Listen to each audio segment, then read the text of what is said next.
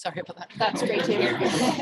Because I'm just getting to the most important bit, which is, what we want to do with our membership of the network. So I think, first of all, we want to support investment in nature. So within UNEP, we have a climate finance unit, which is about to be renamed into the climate and nature finance units, which underlines the importance of investing in nature. And we have a session later today about a project we're working on jurisdictional approaches. We're doing research on IPLCs, which Frank will be presenting later, and we want to work on the alignment of methodologies. So UNEP develops the State of Finance for Nature report. CPIC has developed similar research together with TNC, the Folsom Institute, and Cornell. So how can we bring alignment between approaches so that there's one coherent message?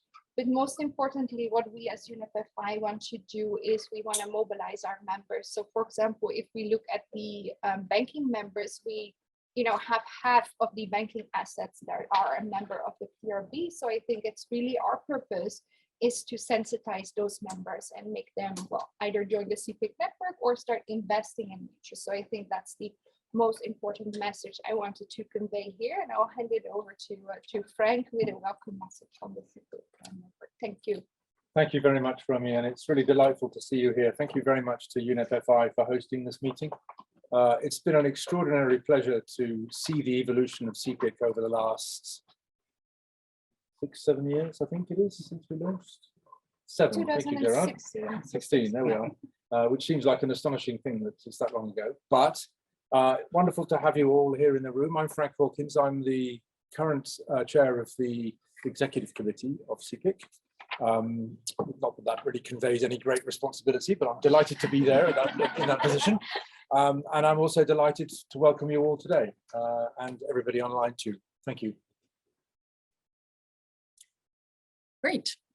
Thank you very much both. And thank you also one more time, Romie, for hosting us here at the UNEP office in Paris. It's a great location to be. I was just saying, glad we came this week, not last week when it was a bit of a heat wave, I hear.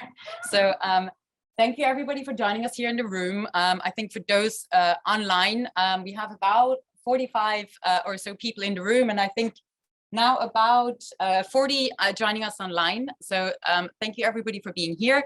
My name is Christina Mallin. I'm with South Pole, and we have been since 2019 the platform coordinator for CPIC. And I'll now briefly walk us through the agenda. And I'll do that from here, so I hope you don't mind that you might not see me for a moment. Please go ahead and take your seat. I'm going to have a bit of an issue, yes. So, Christina, can you have the second screen also on? That's a very good question. I was not noticing that one wasn't on. Unfortunately, I'm not the tech wizard, but I have something is telling me it will hopefully be resolved very soon.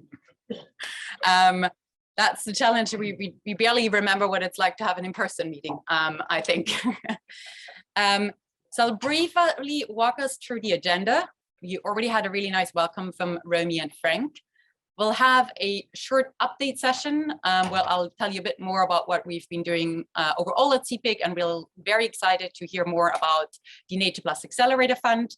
And as Romie just mentioned, risk management of private investment in indigenous peoples and local communities. Then we go to our panel discussion on scaling of innovative finance models, the role of development finance institutions. And then after what we all love about in-person meetings, the coffee break. So I'm very sorry for those joining us online, but I do hope you have a coffee somewhere close to you. We go into the breakout sessions, and we have 3 really great topics, so I don't envy anyone who has to choose between those 2. We'll look at biodiversity credits, the Nature Plus Accelerator Fund, and finance for carbon and biodiversity at scale.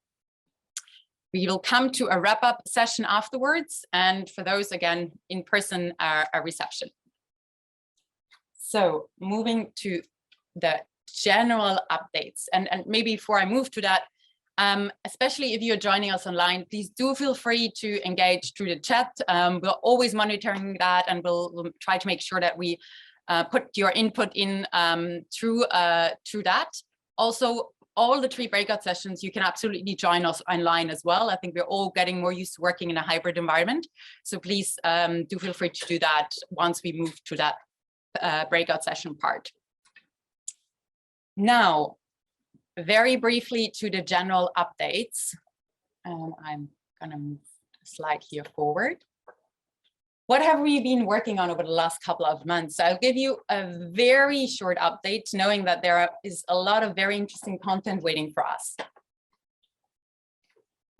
One of our recent activities, a brief summary. So after our semi-annual meeting in January, we noticed that the topic of biodiversity credits is one where a lot of open questions are being asked in the CPIC community. We followed up with a very well-attended webinar, and we are taking it forward today again with a breakout session. So we're very excited to engage further on that topic. Now, always good to announce, we have already had 6 more members join us in the meantime since we last saw each other. And of course, also with that growing outreach through our newsletter, LinkedIn, and Twitter. Now, one of the announcements that we were very excited about in the last couple of months was the first request for proposals for the Nature Plus Accelerator Fund. Gautier is sitting right next to me here. He will tell you a bit more about what you can hear there. As mentioned, there's also done a breakout session, so if you want to hear the detailed story. And then we're also very excited that CPIC, through a participation of the platform coordinator South Pole and IUCN, will be participating in a Horizon Europe project focusing on biodiversity finance in Europe. As this project is moving forward, you will also be made aware of how members can engage in this process. And very exciting, I know we are all very excited about going as close to where the projects are as we possibly can. And one announcement in this direction is that we are actively working on CPIC's first regional hub. I know this concept, if you have been with CPIC for a bit, has been around for a while, but we're really looking at the first steps of, or not so first steps of creating the first CPIC hub in East Africa. Again, there will be opportunities for members to engage, and we'll keep you posted on how that will work in the future. And with that, you will actually get to see your speaker again for the next session. So Gautier, I'm not sure, do you want to briefly take a seat here that also those online can see you? Sure. And I'll move us to the next slide. Yep. Hello. Oh, sorry, very sorry. I did always, because I just like it, show you all our members. It's always growing, and you see here in dots the new members that we welcomed: AXA Climate, Revalue Nature, the Biodiversity Consultancy, Pure Strategies, and I'm probably missing 1/6, and of course UNEP. How could I? So very welcome to all of them. I think we all have a few of them in the room, and it's great to see more and more coming on board. So I think that was my last cue, and over to you, Gautier. Yeah, thank you very much, Christina. Hello, everyone. Good to see all of you in person, finally, and hopefully we'll have other opportunities to meet in person again, in spite of the rise in the COVID cases in France these days. But let's seize the opportunity of being together. Also, hi to everyone online. And yeah, we'll have a separate breakout session on the Nature Plus Accelerator Fund. But in this overall update, I wanted to share some good news with you. As a reminder, the Nature Plus Accelerator Fund was so initiated by CPIC to namely bring catalytic funding to new projects coming in, identifying a real bottleneck in the early stage of development of project where the funding was needed. And so with the support, I mean, with the efforts and energy of IUCN, I can see El Medina, also of Edith here, who have both promoted this idea concept. There has been further fund raised, especially from the GEF and from CAFI to provide the catalytic funding to the fund initially. Maybe you can go to the next slide, please. Sure. And so meaning that the Nature Plus Accelerator Fund has really turned into a reality. It has been operational now for several months. The fund was formally created at the end of last year and came into operation this year. Indeed, as we can see on the screen, with the support of the CPIC community, with the initiative of IUCN that could raise funding from the JEF and CAFI, and more recently, Orange also joined the initiative. And altogether, this is $20 million plus committed to the fund that can really help and support now the first projects. And speaking of concrete projects, and the logos of CPIC members is really making me very enthusiastic, because there is a great momentum in the nature restoration and conservation economy, with many entrepreneurs, NGOs promoting great projects on the ground. And actually, with the Nature Plus Accelerator, really the objective is to provide this early stage funding, especially in the feasibility phase, in the seed funding or early venture, to help this project become commercially viable. And at the end of March, we published a request for proposal for the first round of project to be supported by the fund. And there has been a great really publicity and great success in the dissemination of this request for proposal, which in turn has led to more than 50 project proposal being submitted. And so that's great. Really 50 is 50 is a great number in that space, where sometimes we often say that what is lacking are concrete projects. Here we have concrete projects coming in. Of course, they are not all investment ready or well designed, but that's the purpose of the fund, to have them become investment ready and become commercially viable. So we have initiated already, the process of reviewing all the proposal. We have gone through the pre-selection committees, and last week we held the first really selection committee, with the first project being formally selected. So I don't want to tell too much, because there will be the breakout session where I will come into more details. But just to say that A, the fund is operational, B, it works, there are projects coming in, and C, please submit more projects and provide more capital, because it's just the beginning. So thank you, and happy to take any questions during the breakout session or now if needed. Maybe if you have one or two questions in the room, in case I know it's a tough choice between those 3 breakout sessions.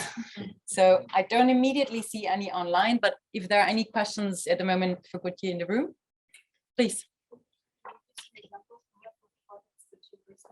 I'm just going to repeat the question so online can hear. It was about examples of projects that have been received. Yeah, I mean, they are well in line with the types of projects that were initially targeted theoretically by the fund. That's good news. So there are projects from agriculture value chain that would like to implement, like regenerative agriculture, agroecology, that have benefits for nature while leveraging the value chains to be commercially viable.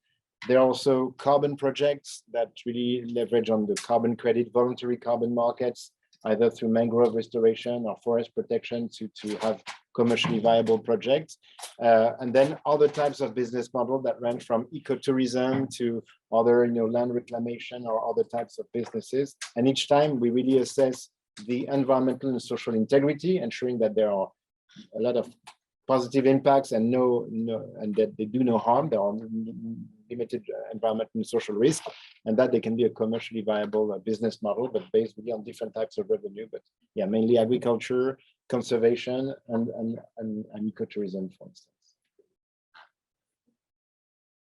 Any other questions at the moment in the room?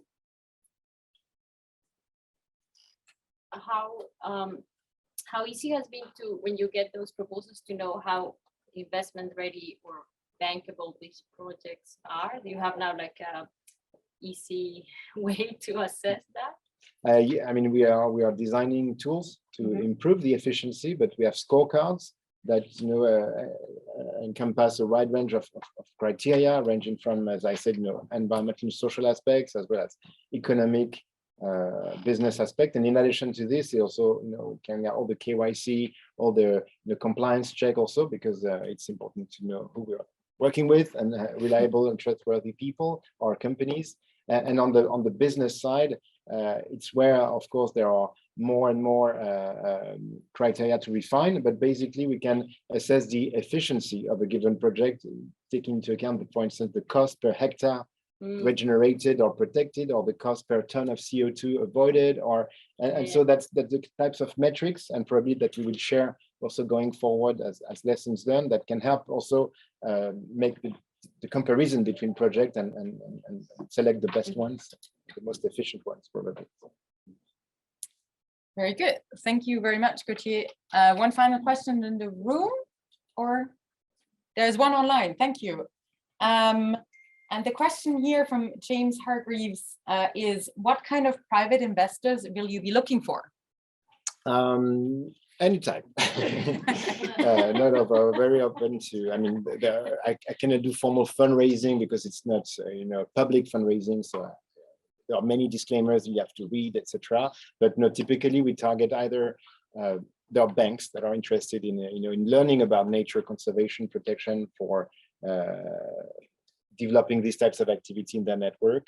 There are also insurance companies that are more and more interested in impact investing and in nature, and even corporates. You can see Orange, a lot of them, either because of their security of supply, sustainable supply chains, also net zero commitment, nature positive commitments, are also interested to learn. And actually Nature Plus, thanks also to the CPIC network, is also a learning hub for all the stakeholders.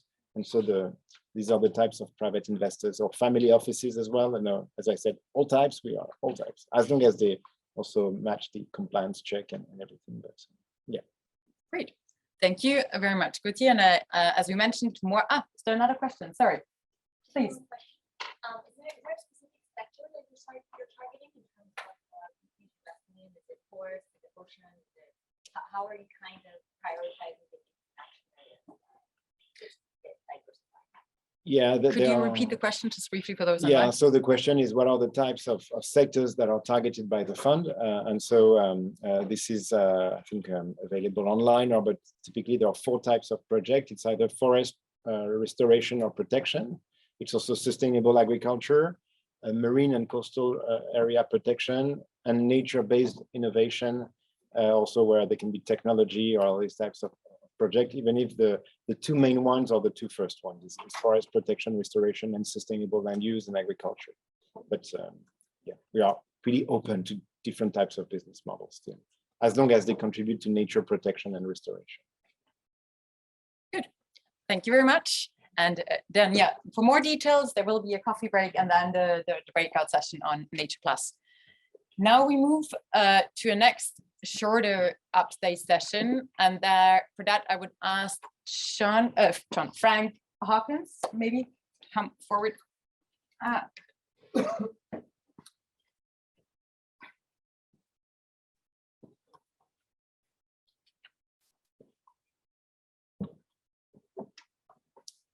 Thanks very much. Maybe go to the next slide. The context for investment in nature really has been focused on places where there is simple land use run by private sector actors, because that's the place where you can go, where you can see the most direct impact on land use. However, as you see, Indigenous peoples and local communities have management authority over a very large amount of nature in the world. And they are the communities that are most in need of investment if they are to be able to generate appropriate economic activity out of the constructive management of nature. In the absence of that, there's a very strong economic push for them to realize their assets, if you like, by turning them into cash. And who can complain when they do that if they have no other way of maintaining the value of nature, which is essentially a global public good. So as you can see, some of that is within protected areas. Much of what is managed by what I'll call IPLCs is of extremely high value for biodiversity. And therefore, there's a big opportunity for improving the flow of money to these kinds of situations. However, it's been very difficult to do. Partly for the reason for that is that there's a strong perception from the finance community that there's a risk involved. They don't know how it is that the agency of Indigenous peoples and local communities over the assets that are on the ground can actually be manifested. So this project is aiming to look, first of all, next slide, at the perception of risk for the finance sector. That is to say, to find ways in which you can reduce that perception of risk so that the money is more likely to flow. That said, there is a very strong complementary component to this, which is the perception of the risk as an investment target by the Indigenous people and the local communities. And that piece we really don't have a clear answer to, but it's obviously going to be an issue that we're going to need to investigate as we go forward with these investments. So what we're doing with this particular study is looking into how it is that the finance sector regards potential investment in Indigenous peoples and local communities conservation projects. There's a Survey Monkey online. We're looking for responses by the 6th of September. And what we aim to produce as a result of this is a typology of financial, environmental, and social risks and the potentials for how those risks can be mitigated. Next slide. Sorry, yes, okay. So please, if you are remotely connected to a financial institution, please give us your contributions online so that we can take a step forward in finding ways to encourage finance to flow to this extremely important sector of society and extremely important component of nature that is not receiving the degree of investment that it needs. Thank you. Thank you, Frank. And I've just had a question. Do you want to briefly sorry. ask Yes. if there are any questions? Sorry, I hadn't thought of that. Yes. No worries. I'm just adding the link as has been asked in the chat, but also if are there any questions in the room on this one? Please go ahead. And I think I didn't say that previously because people online really can't see you or your name badge. If you can briefly say your name and where you are associated with, that would be helpful. Okay. Monica Tamirano, now partners. I had a question because you said that there is the risk from the investor's point of view, but it is also the risk of those investments on the communities. But now you're going to focus only from the investor point of view. Yes. How will you, because I think the other piece is also, of course, very crucial. Do you foresee a way to connect that back on structures that would be low risk from both perspectives? That's extremely important to understand. It's a great deal more complicated a question than the one we can address with this simple methodology. So this is, I think, the first step in that process is to understand the extent to which the investors understand the risk. There's an awful lot of information already that exists about how does Indigenous peoples and local communities understand these risks. But in almost all circumstances, it's locally context driven. And a great deal of it will relate to governance structures. And as you know, governance structures are of extreme variety, not only in terms of their intrinsic character, but also in their effectiveness. So if you wanted to get to the bottom of how that risk could be best mitigated for Indigenous peoples and local communities, I think it's quite likely that those solutions will have to be developed locally. Knowing what they look like from a sort of larger global scale is a very useful thing to be able to do. And I think there is an opportunity to do that summary quickly. But the first step in this is to analyze why it is that the investor sector thinks of this as a risky opportunity, and then to match that with an evaluation of the investee side, if you like. Yeah, are there examples of significant investment in this space? Sorry, what was your name? Karen, sorry, from Biodiversity Finance. Thank you. Yeah, could you repeat the question for the? Yes, I will do. Thank Go you. ahead. I was wondering if there are examples of significant investment in this space. The question is, are there examples of significant investments in Indigenous peoples and local communities? I think the answer to that is I know quite a lot that involve the participation of local communities. I don't know so much about the Indigenous peoples side, but I suspect there's not very much out there to be going on with at the moment.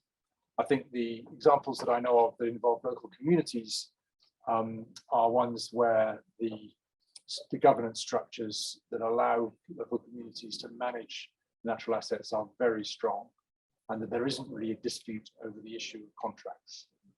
That would be my very quick and simple analysis. Hi, I'm Jessica from Systemic, but also representing two projects, Fibers for Forest and Mobilizing Climate Forest. My questions related to the previous question related to the local solutions. And I was wondering, because like local solutions in a lot of cases will require local or at least regional financing. And I was wondering whether there are different risk managements that you try to assess between the global and the local level investors. And is there any plan to engage more of local investors than the global? That's a very good question. Thank you. So the question is there a plan to engage local investors as well as global investors? I think, as I said before, that this is very much the first step in this process. We want to understand the perspectives of global investors, and we can do that quickly and relatively easy with a survey like this. The circumstances that govern the attitudes of local investors are again going to vary very substantially around the world. So you need to do something that's a bit more focused geographically. In my experience, the local investors have, in many cases, a very poor understanding of how to do due diligence on investments of this kind. And the default is that, for instance, interest rates for these things are astronomical. So that's a thing that you really would need to be able to deal with if you were to be able to generate significant local level investment. This is one of the things that we'll be trying to manage in the CPIC hub in East Africa that I hope will be starting to work, I hope, in the next few months. One more question. James Goedicke from Zoological Society of London. Also engaging with financial institutions in some of the softer states like Australia and Canada, where investing in Indigenous owned areas is actually very well advanced. There are a lot of examples of successful legal models. Very good question. That's about the relationship that we have with investments that are oriented towards Indigenous peoples in Australia and Canada as two examples where those structures are already well adapted and developed. I don't think this survey is focused specifically on those cases, but I think we have a great deal to learn from those contexts. So I hope that perhaps phase 1B of this would be to look at how the results of this survey compare to the knowledge that we've generated from those examples. I'd love to share. Thank you very much. That's very useful to know. And very briefly, there are two questions online. Frank, I will read both of them out if that's all right. Okay. One from Hadrian Godian Hamam. IPLC, any focus on ABS Nagoya related products, fragrance and flavor relevant here? And the second one from Swapni Shodari, is there any global statistics on where are the major investments going compared to IPLCs? I assume where IPLCs are located. So first question about access and benefit sharing. Fragrances and flavors. There certainly have been quite a lot of investments that have gone to local communities, particularly with things like essential oils. And I'm hoping that we'll be able to learn from those examples as part of this survey. I don't know that we've targeted that specifically, but it's perhaps a thing that we could try to extract some knowledge from. What was the second question?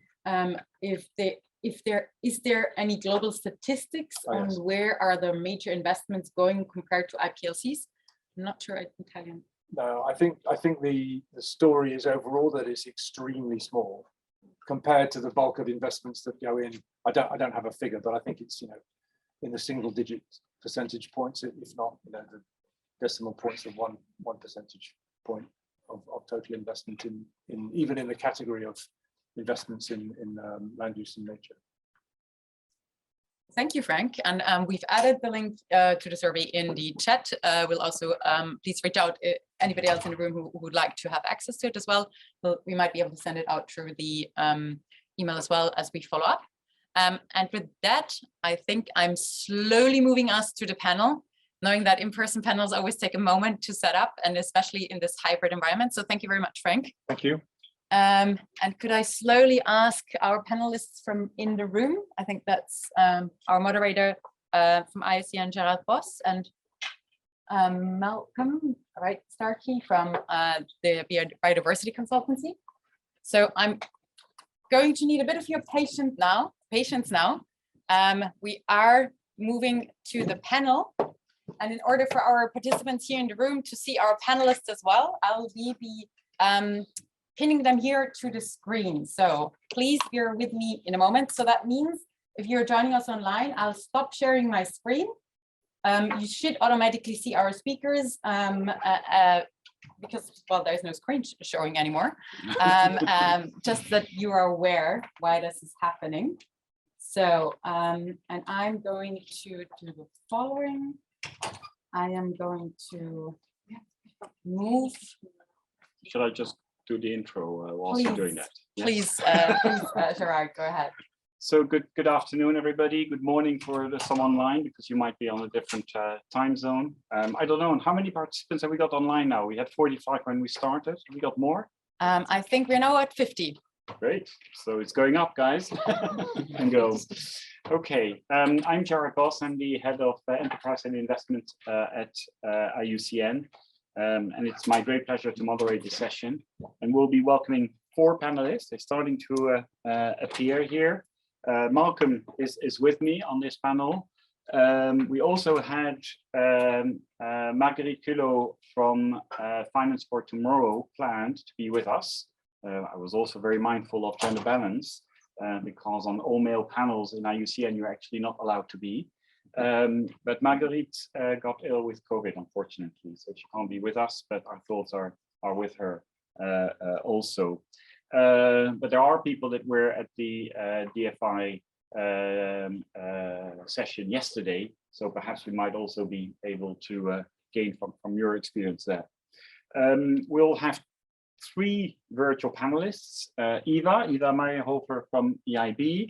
I'll go and introduce them a little bit more in detail. Julien Carras from AFD on the top side, and Roland Wittner from KfW. And Roland has lost his voice. So you know, that's another challenge that we'll be facing. So see on how we manage this, but that's the beauty of hybrid meetings. So let me quickly introduce you know, the topic of this panel. So we've got about an hour, which is quite nice and comfortable, hopefully. And we want to use the time to also really interact, you know, or give you the opportunity to interact with the panel. So that's why I'm asking to keep the comments flow as short as possible, so we have a nice interactive element. And Christina will help me also manage probably those questions that are coming online. I will also ask then for the participants to really raise their hands, you know, when they want to intervene and introduce themselves again, so that the people online know where the question is coming from. So on our panelists, which I'm very, you know, glad to have here, because we've got variety and a whole range of experience, which is fascinating. So Eva Meyerhofer, for those that don't know her already, is the lead biodiversity and environment person at EIB. So she leads EIB, the European Investment Bank's effort to support EU and international biodiversity policy and increase the ability of finance to drive natural capital transformation, as well as mainstreaming biodiversity in bank operations and build an understanding in sustainable finance, biodiversity and ecosystem risk, as well as biodiversity valuation and accounting.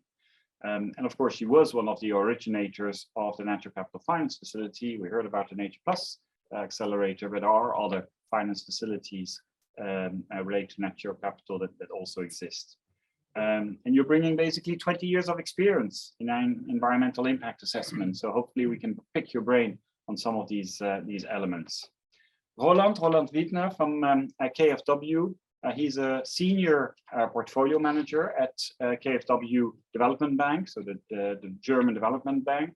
And after 14 years in commercial banking, so it's very important. I love cross borders, people that have been in different sectors and are actually moving, you know, through these different sectors to bring all their experience, wealth, and knowledge together. He actually joined the equity and funds department a year ago, and the main focus of this department is to leverage public with private money. So we'll talk a little bit more about blending. And I know, Roland, you're very keen to also now be part of the WOLD initiative. I'm not giving away what the acronym is, because that will be then your task to explain what is this. Julien Calas, who is in Paris, by the way, so he's not that far. But there's a very busy agenda at AFD at the moment, a lot of trainings happening. And Julien is agriculture engineer specialized in development economics. He's research officer at the AFD.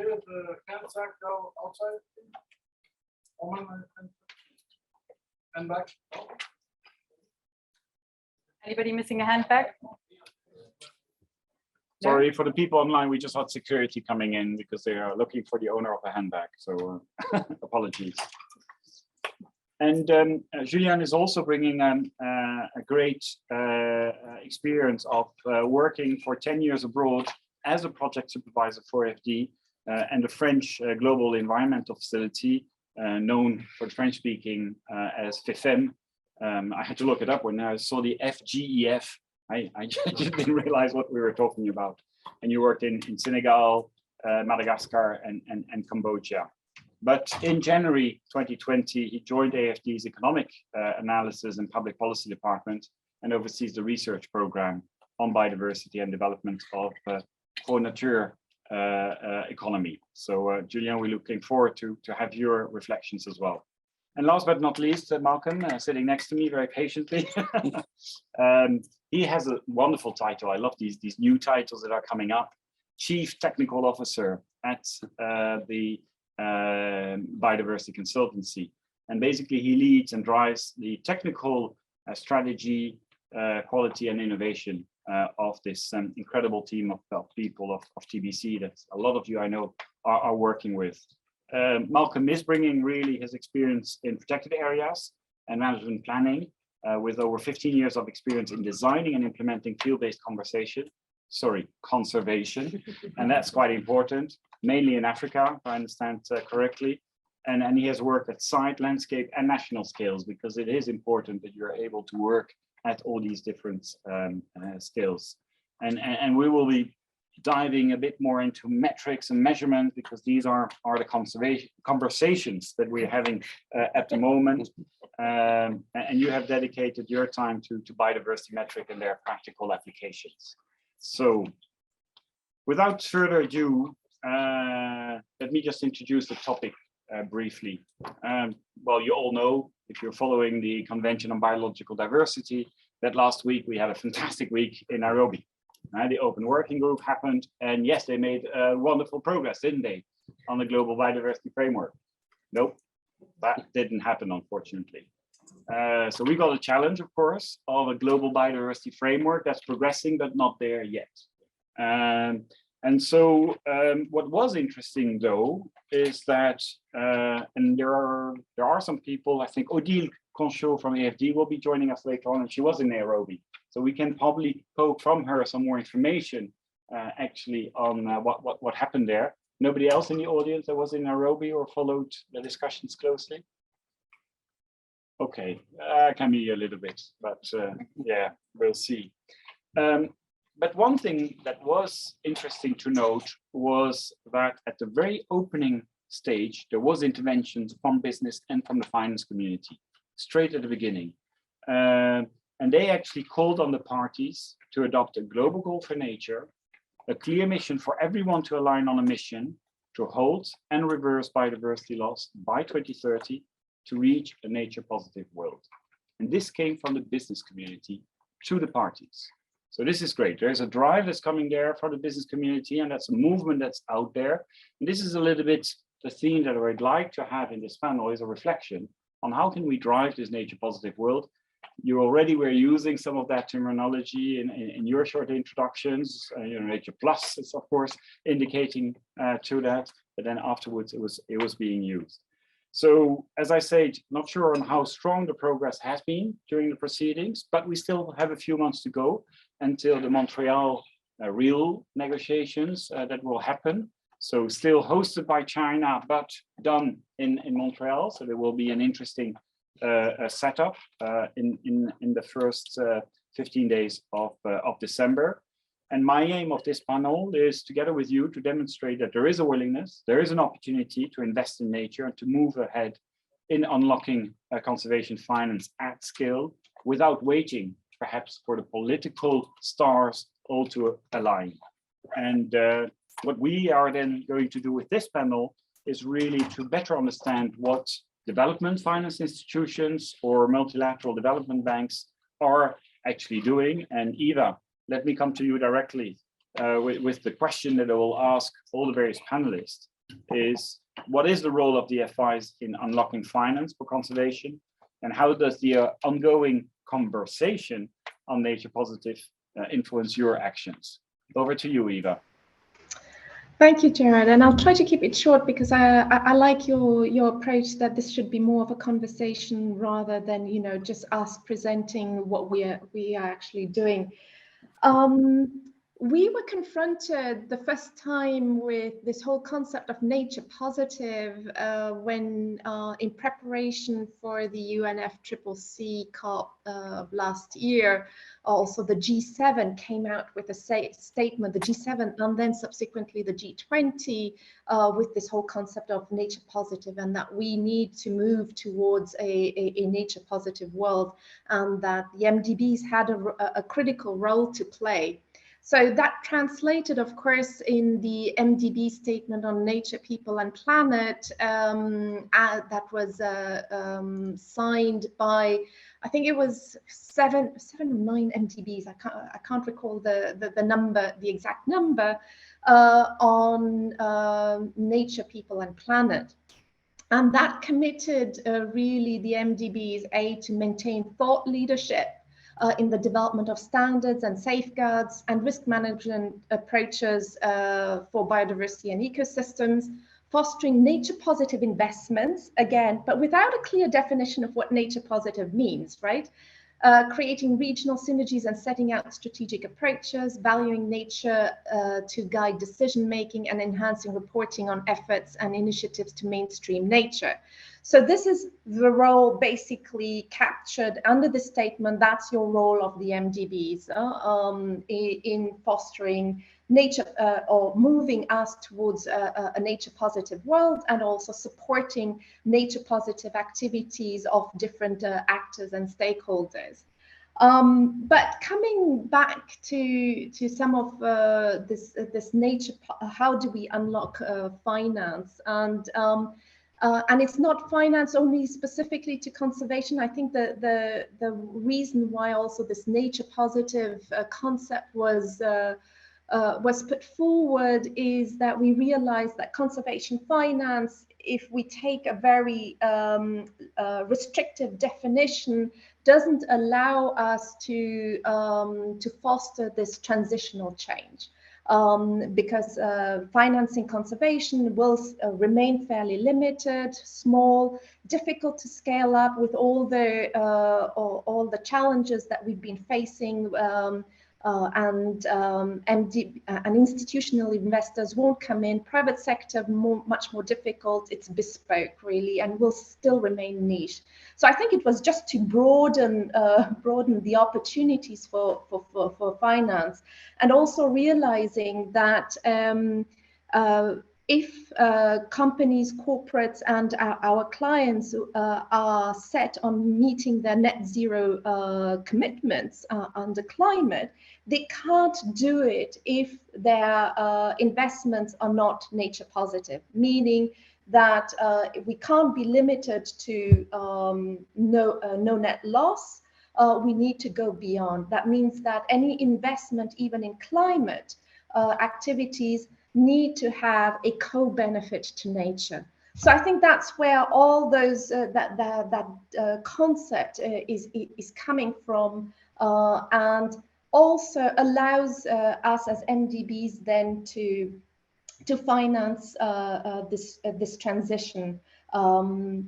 The challenge, though, is there is no real definition. I mean, taxonomies are being developed, definitions are being developed. There's no consistency. We do have the work that the EU is currently doing on taxonomy, defining what the substantial contribution to biodiversity and ecosystem restoration. And we have now work that the MDBs are carrying out. I've seen on also the list of participants, Irina from IFC, and that we are IDB, Inter-American Development Bank, is in the lead on trying to define what nature positive means. And then also ultimately what not only the definitions, the activities that fall and can be classified as nature positive, but also then how do we track it? And that's when Malcolm and his team would come in with indicators and metrics, and how do we track that financing towards nature positive, but also the impact of those nature positive investments. So one of the other roles that the MDBs do play to unlock that finance is as standard setters, and working not only with the regulators, but also supervisory bodies, notably of central banks, is indeed managing those risks, but setting up the methodologies and the standards that go along with it.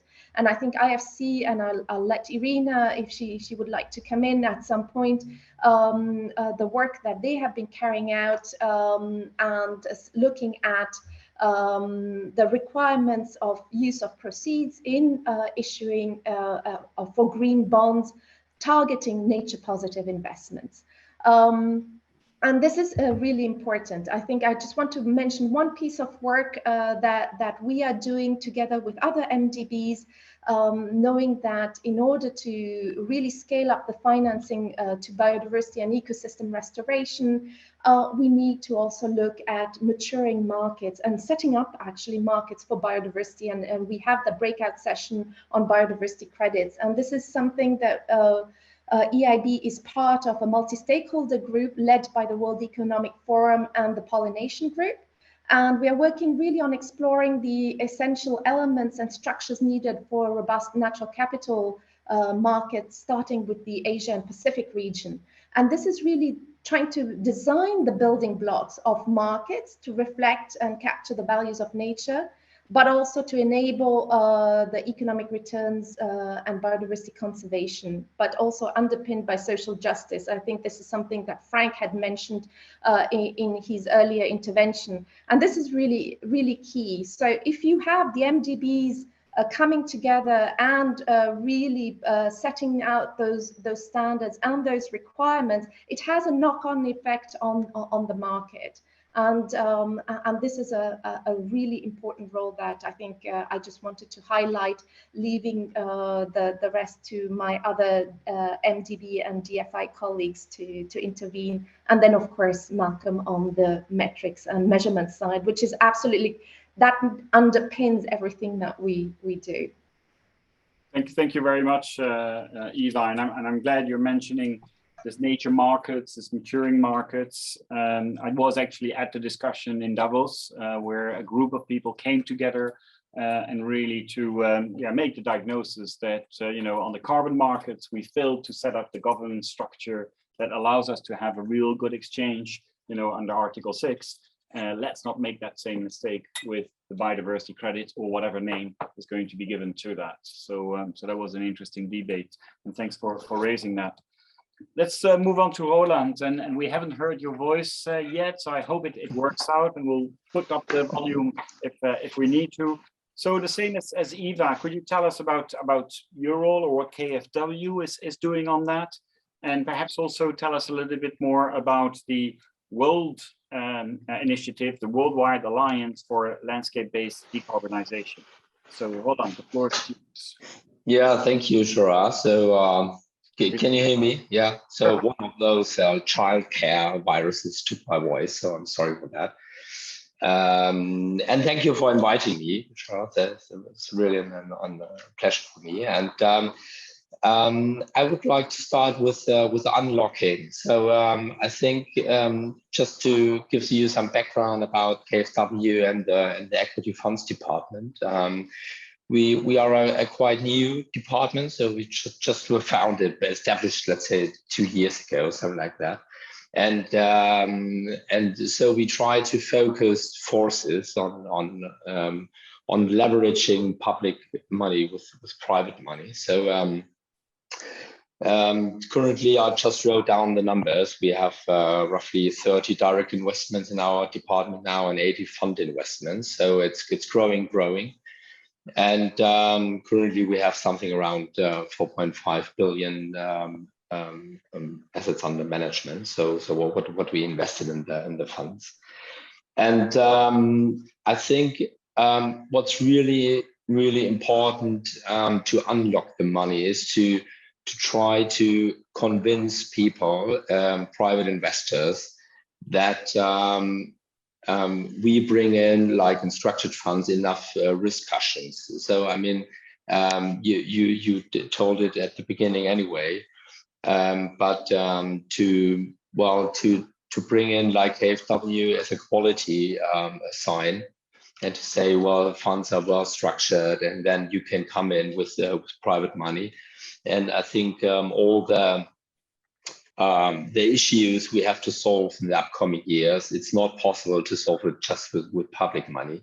So it's KfW and all the other DFIs plays really a crucial role in that part to bring in more private money. And to come to the part of the conservation. So it's my impression, you told at the beginning that I just joined a year ago, but it was my impression that we started in the past with very focused funds. So there was, I don't know, something like a tourism fund or something like that. And now, so many topics are integrated in funds now. And you said the Wald initiative, maybe I explain later on a bit more on it. But it's one of the funds we really want to combine different topics like conservation, carbon, climate. And that's, you know that we are working on behalf of the ministry of the so-called BMZ. And they have really the clear aim for us that we have to think different topics in one fund, and that's good conservation, for example, as well.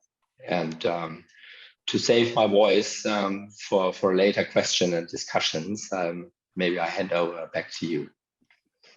Thank you very much, Roland. And, you know, already seeing 4.5 billion of investment on that side is also, you know, quite interesting, because yes, I remember the early days, Frank, back in 2015, 16, when we were discussing, you know, the creation of CPIC.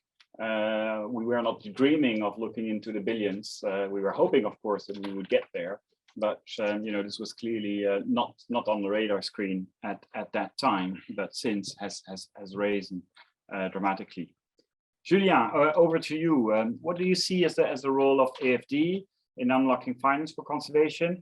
And perhaps explain us also your role in the recent publication with the Banque de France, which is something that Ira also mentioned as a supervisor or a regulator there. There's a role by central banks in there. And the recent publication, following a little bit the example of what the Dutch central bank did, you know, is creating some interesting waves out there. Please, Julien. Thank you. Yes, so I will not repeat what was said already by Eva, and I would like to elaborate a bit on the vision that first, of course, our role as DFI is to make sure that as we invest in climate, we are also making, you know, co-benefit for nature, and this is really what we are trying to do at the moment. As you know, we made a strong commitment, trying to have a, 30% of our climate investments who are nature positive now. That drives a lot of things that we are trying to do at the moment. So after having said that, like the others, what we are trying to do is, of course, trying to finance biodiversity conservation, but I would say that we are now looking more and more into the questions of biodiversity mainstreaming in all the economic sectors. And this is, you know, perhaps sometimes it's not that clear, but, you know, where we need to be clear about the role that everyone has to play in integrating biodiversity and looking for co-benefit for nature. And this is, to my point of view, where there is a lot of area for private investment. This is where we need to be innovative and making area for new investments, new opportunities. And this is where there is a lot of things to do. So this is why I am a bit optimistic on this topic. To do that kind of things, to invest in biodiversity mainstreaming, we need to facilitate private investment and to create, in fact, a favorable ecosystem for nature positive investment. And this is why, we invested, I don't know if you saw, this little book of investment in nature that we co-published with Mirova. It's not that very clear, but you probably know. And that's the idea here, is to help and to provide a guide on how to make a sustainable investment, to bring together information on a range of innovative financial products and service. There is a lot of case studies in this guide, but it gives different direction, different opportunities, and it's really about how public and private sectors can seek to shift investment away from activity that damage nature. This is the nature negative, and we need to look into that. And of course, to look into the more nature positive activity and more nature positive investment. And this is where the big opportunities start to happen. So this is really where what we are looking now, is to really understand this nature negative, nature positive opportunities, and try to understand where are these opportunities and how we can make a favorable ecosystem for private investment there. So this is where, for you just mentioned, this is where we came with this ideas of looking from the banking perspective about, how we can better assess what are the risks and what are the opportunities. And this is all we came to contribute with the Banque de France and the French, Biodiversity Office and CDC Biodiversity, in making an assessment on the situation with the French financial sectors. So this is the Silent Spring for the French financial sector report that we published last year. And this is where you find out that, for example, we look at the financial risk for related to the biodiversity collapse in the French banking sector in terms of both dependencies and impact. This is where you have the double materialities topic coming in, the one that the TNFD is trying to make operational. And from this both side, dependency and impact, then we came out with this first assessment, very broad, showing that 42% of the value of shares and bonds held by French financial institutions is issued by companies that are highly or very highly dependent on at least one ecosystem service. That shows that we are embedded in nature, and we start to understand where are these activities really dependent on nature.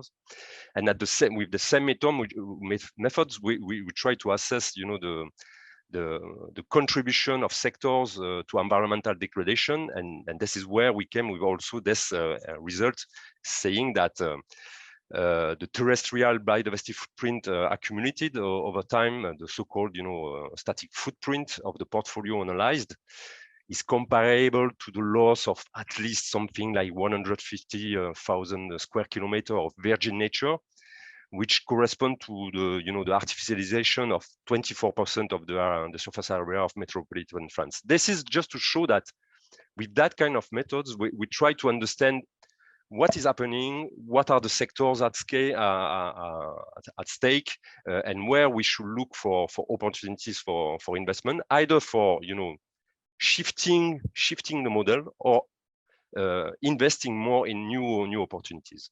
And this is where I see some stronger opportunities to develop that kind of methodology to make it more precise and more opportunistic.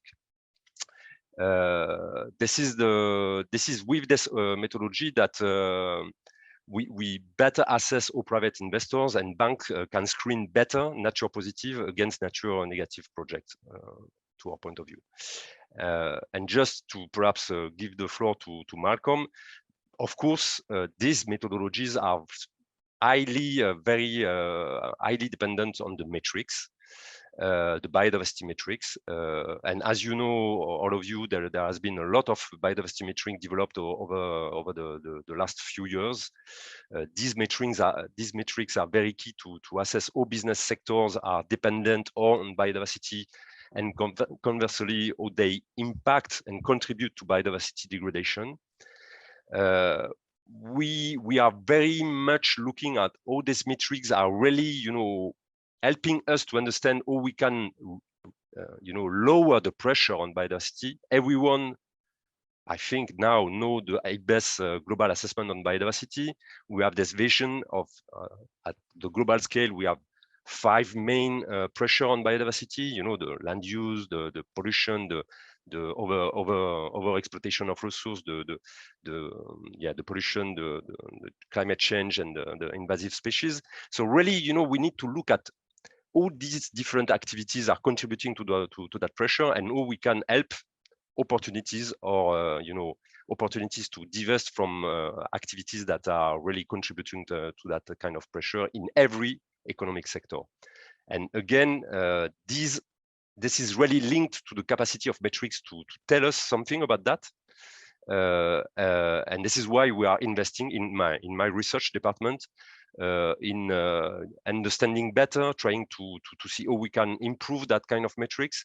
And we are just starting to design, for example, an assessment to compare different metrics and understand, what their differentiations and their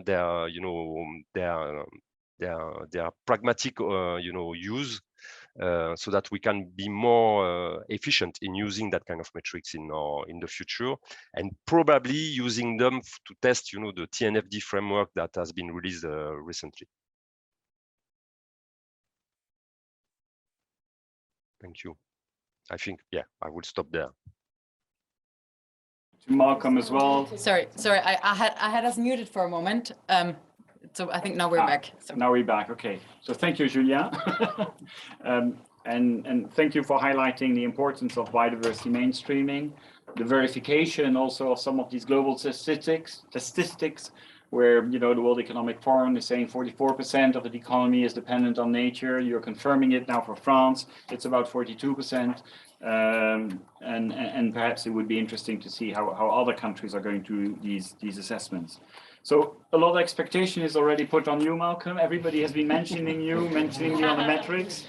Now you have been collaborating with IUCN on these things. We just spent a few days in Cambridge together last week, which was for me one of the groundbreaking workshops as well on this topic. So, you are developing also these metrics with others and directly with corporates. So do you see really the emergence of a nature positive metrics? And, is there a specific role that you also see for, and that's a shameless IUCN pitch on the STAR, metrics as well? Because I know that the finance sector is quite intrigued and interested in that metrics, but I'll let you perhaps give us a broad brush first on this landscape, and then how you're tackling it at TBC. Thanks very much, Gerard, and thanks for the other panelists' interventions before. It's a very big question. I think what we're all as a conservation community are looking for is to find metrics that, as Julien was saying, connect company business activities with what's going on the ground for biodiversity, looking at both the negatives and the positives. And what we've seen over the last few years is a huge amount of development in that space. If we take a step back, maybe 15 years ago, most biodiversity assessments by companies were at the site scale, and they were mostly qualitative. So very much high, medium, low type of measurement of impacts. Over time, and driven very much by some of the MDBs and DFIs, there's been an approach to using objective criteria for identifying priority biodiversity features to understand how important what is a site is, and then quantification of the impacts, which then allows you to set quantified outcomes. So whether that's no net loss or net positive. And what we're seeing now is we're going to the next scale, or even next 2 scales. First one is to the scale of corporates. So there are companies who may be sourcing materials from 1,000 materials, but from 70 or 80 different countries around the world, different landscapes. They're trying to assess, what are those impacts? Where are they happening? And then, as Julian was saying, one step above that is sort of financial portfolios, so groups of corporates. So the focus has very much been on developing metrics that scale. And you cited STAR as an example, and that is a metric that was specifically designed to provide that kind of connection. So I think hopefully many people in this room are familiar with what STAR is, but it's essentially a metric based on threatened species. It's currently terrestrial only, about 5,000 species are included. And for every part of the world, the terrestrial part of the world, it's based on how many threatened species are there, how much of the population of each is there, and how threatened they are. So it gives you a comparable metric. And that's really useful because it allows connecting the global goals. I mean, as you're saying, Gerard, that's still emerging. We don't know exactly what's going to come out of the CBD process, but reducing extinction risk is very likely to be one part of that, even if it's, we don't know exactly how much, the level of ambition, but it will be one part of it. It's something that TNFD and projects like Align are also including in their frameworks as well. So, and it's really important for civil society. So metrics like STAR is directly connected to that target. It then connects to company activity, to their activities on the ground. So you can work out, if I'm sourcing this much of a particular material from a particular area, what is the level of risk and level of opportunity in that area. And it provides another level of connection in terms of connecting to what you can do about it, because STAR, you can dig into the threats. Why is a particular area coming up high? Is it because it's just one species that's highly threatened, or is it because there are many species all facing one threat? And then what are those threats? And you can actually dig into that, and so it gives you an idea about what you can do about it. So it is, I would say, fair to say, I mean, it's a metric is there, it's available, it's ready to use. There is likely to be very substantial improvement and iteration as we learn and go through case studies. But I think that's the area of innovation at the moment in terms of developing metrics that connect companies and their activities with sites, and then with what you do. And then that's what you need to then think about, okay, where does the funding need to go to address those in support of the goals, whether that's nature positive or something else. And over time, there's going to be a need for metrics that cover the other dimensions of biodiversity that are in the global goals, ecosystems and so on. But it's a very exciting time.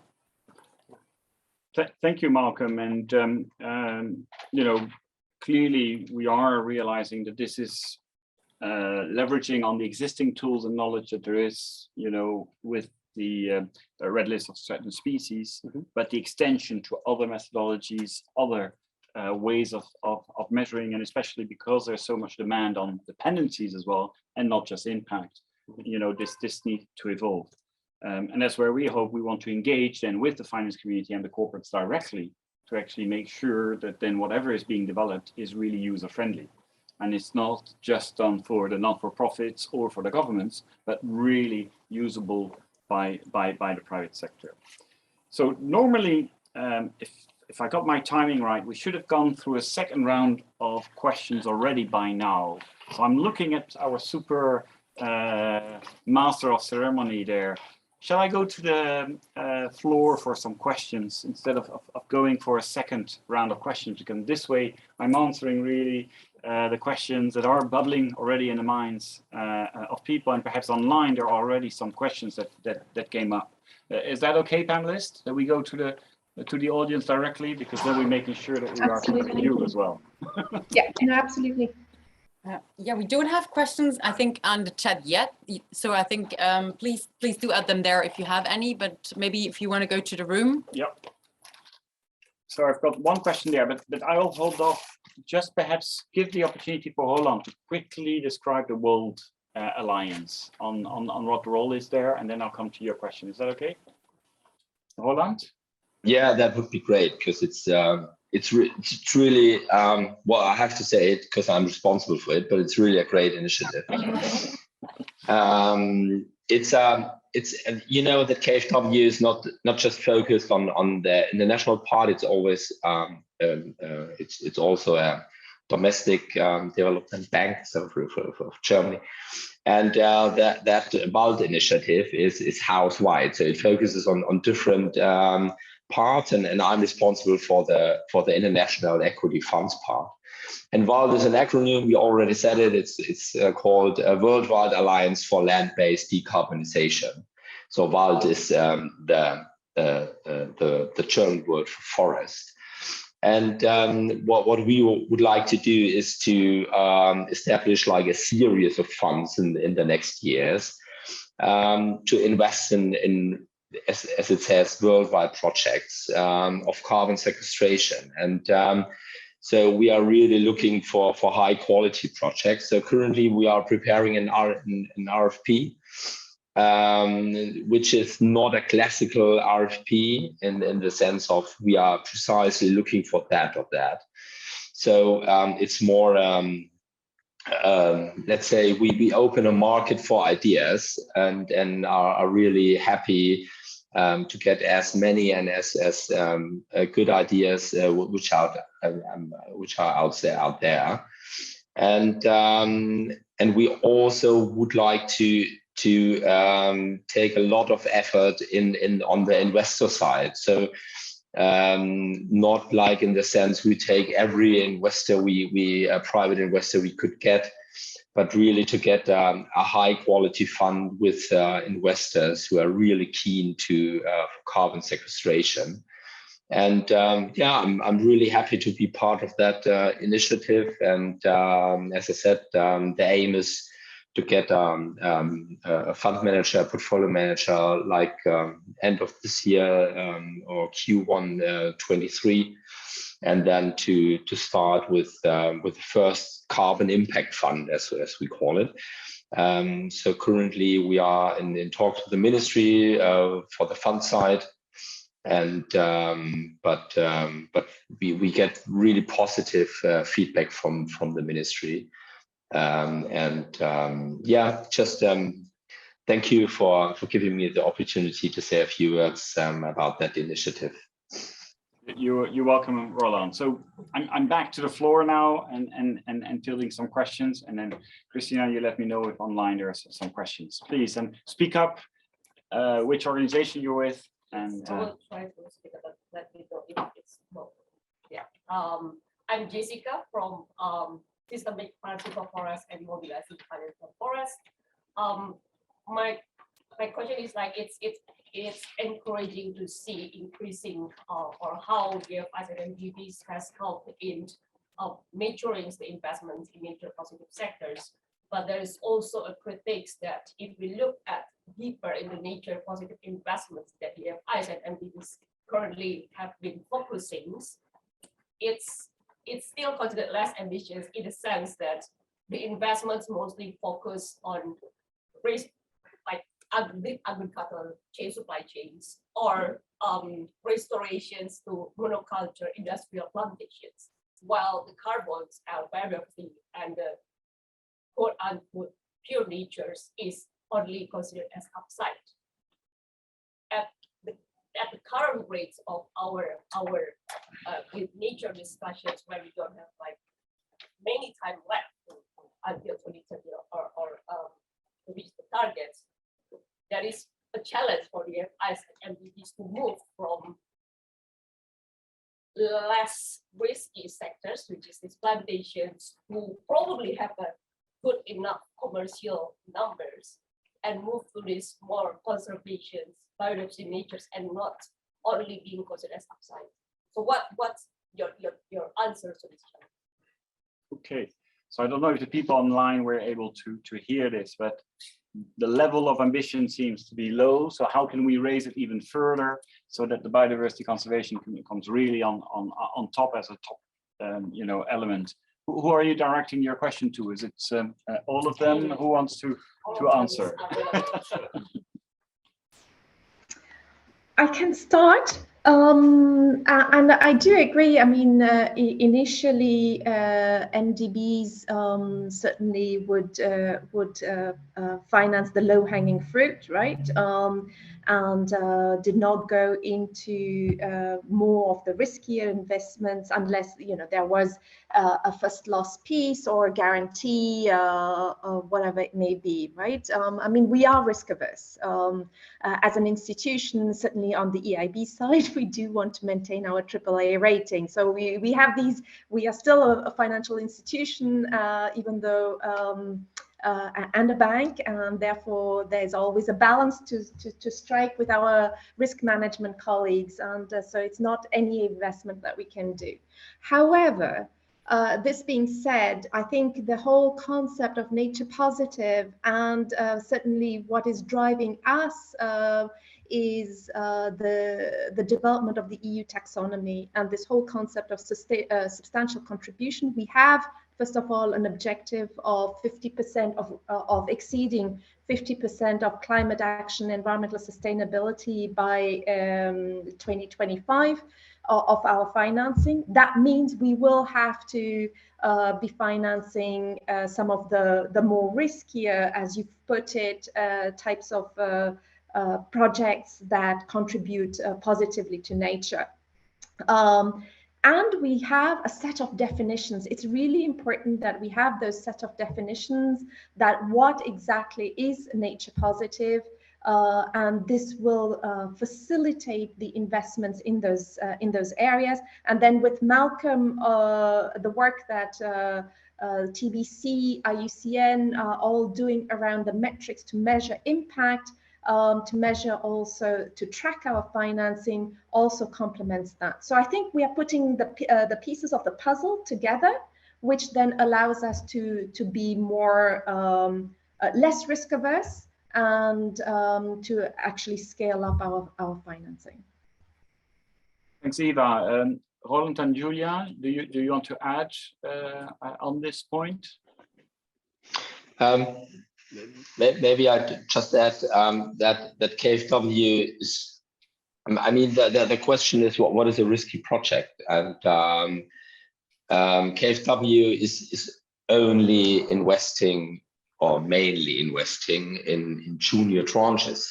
So we try to make those risky projects investable. And so you still can say, okay, that's maybe a bit more risky than going to just to plain vanilla senior transactions. But I think we understood as KfW that that the contribution of a development bank like or a state-owned development bank like KfW is to get out as much risk as possible out of those transactions and to make it attractive to private investors.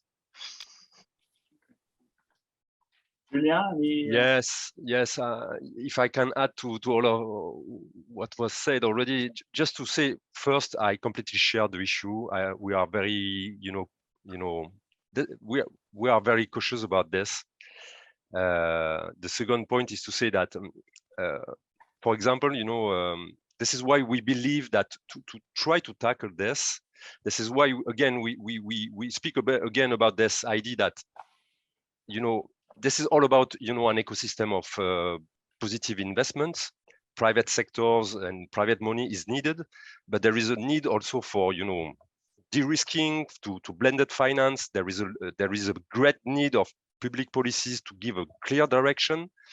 To relate also to the point made by Frank about IPLC investments and investing in that kind of activity of that kind of people who are taking care of biodiversity, we need to have a clear vision, a clear direction. This is why we really look at what does it mean to have a nature positive trajectory globally, but also nation by nation. To be really accurate to what is needed according to the every countries, and this is where possibly we could increase and improve the risk taking that we are making, you know, according to the local risk and also to the local environment. But I really think that to be able to take seriously these issues of making, you know, good investment for nature, we need to have an ecosystems, and we need to invite and to make private sector, the private comfortable to invest in perhaps less, natural or what we consider as less risky project, and make them more interesting for investment. And I really think that the road ahead of us is really about this, about making, you know, a new avenue for opportunities of investments, and this is by creating the ecosystems with public and private finance, with public policies, with clear direction, clear goals, and clear, you know, nature positive trajectory at national levels. Thank you very much, Julien, for this clear recommendation. And to some extent, CPIC is a very interesting ecosystem because it has these different partners out there. And some of the ventures of CPIC have also allowed for these TAs, these technical assistance facilities, to be set up and actually help nurture these projects to be investable and to be mature for the market. So again, this group, you know, is probably at the core of some of the changes that can happen. Now, Eva mentioned in our first talk, and now again repeated in our second one, the question of definitions. You know, where are we on the definitions for nature positive? There was a session yesterday at the DFI on nature positive as well. Malcolm, you know, you've been grilled on the metrics side. Are you being grilled on the definition side as well? Well, it's obviously a very topical debate. There are many parallel discussions ongoing in different parts of the conservation ecosystem, whether that's within science-based targets discussions, or you know, with IUCN, or with the Commission on Ecosystem Management, with companies, TNFD, and others. So I don't think it's actually something that's going to get resolved very soon. I think it's going to take a while to coalesce around definitions. But I think, you know, that what is becoming clear is that there are some, you know, some building blocks that are starting to gain traction. So, you know, the first is nature positive has to be a holistic concept. So it's not just about the impacts of any one particular project. It's about all the inputs that go into that. It's about the use phase of it as well. So it's, you know, it's about the whole life cycle. The second one is about alignment with societal goals.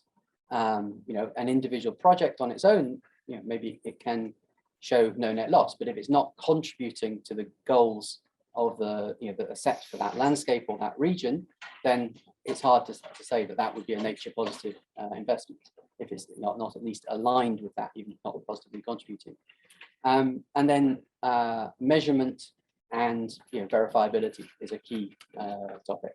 So, you know, there are many, I mean, nature positive is a buzzword right now. There are many documents, claims of being nature positive, but, you know, if you can't measure it and say, this is what we did, this is what the outcome was, then there's a you know, huge risk that, you know, it becomes a meaningless label. So it's, the measurement, you know, we come back to the metrics and the measurement again. Great, thank you, Malcolm. So I'm looking at the room. I'm also looking at Christina, if there are any questions online, but I see we've got a question in the front row. Again, mention your name so that the people online know who you are. Gosh, another question. Okay. Monica of Now Partners. When I hear you all speaking, now the multilaterals and also you with the metrics, you're saying that, I mean, you're going to funds that tackle different things, no? Maybe water, carbon, conservation, but also the need of clear public policy and leadership on that side. So how are you, because I mean, we have had many problems also preparing projects for infrastructure investments, but they are still very sectoral, right? So how are you moving also the way you're helping these countries to plan their infrastructure investments so that they consider the nature, but also that whole alignment with societal goals that are not per sector in reality? That, I don't know, for any person there. Julia, you're green for whatever reason, so you want to Yeah, this is not easy, but I can try. Let me put it this way, the way I see it. So I completely share the point. Or again, this is very nice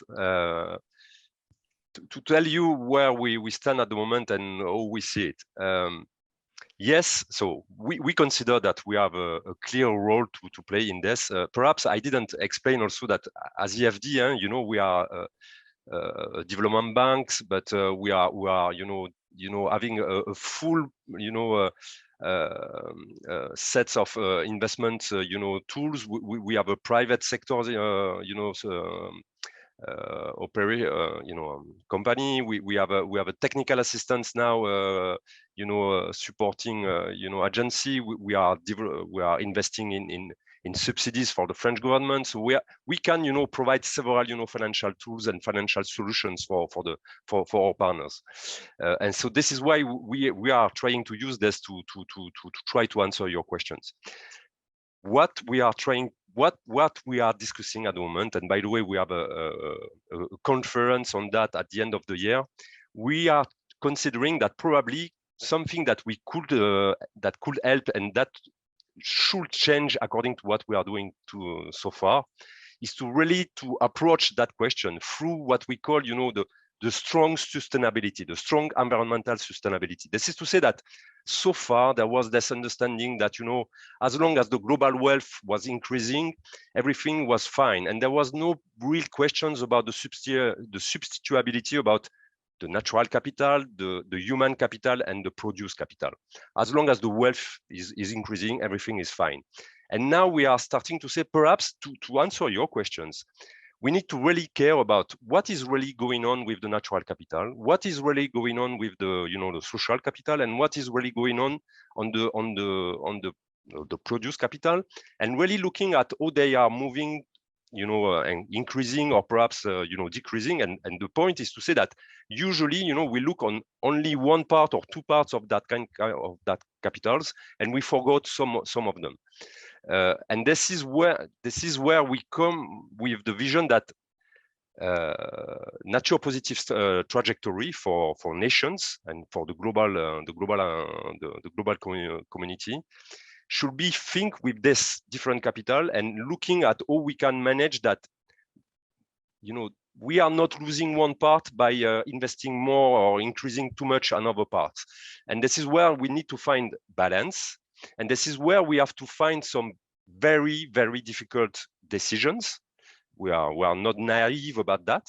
But this is really the way perhaps that can help people make the good decisions, knowing that they will lose a bit perhaps on wealth, that perhaps they will not lose that much on the social capital, and perhaps this is how far they can go with maintaining the minimum natural capital that is needed to maintain the overall the other kinds of capitals. This is very, very complex, but this is really where we see an area.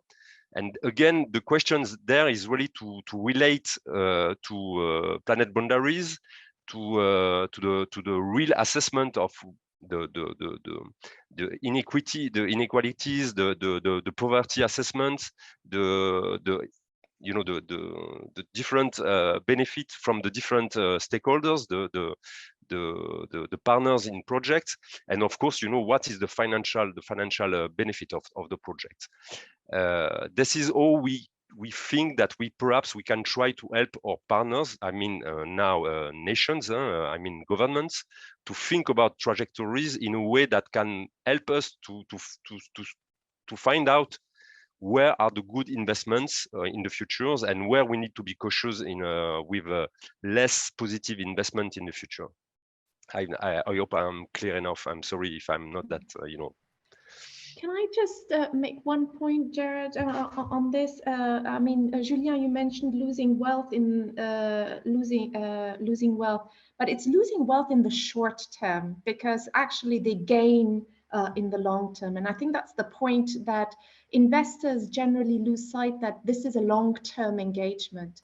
And yes, we may in the short term have those dips, but by supporting social capital and natural capital, in the long term, we all benefit and gain. Malcolm or Roland, any reaction? I'll just stick to the script that you know, the measurement is key to all these things. If you want to have a discussion about what is good, you know, what we should be doing, you need to be able to measure it. And going back, I think, to Jessica's question, I mean, you know, the DFIs have done, many of them have done creditably well with managing site level impacts. You know, that's a really important thing.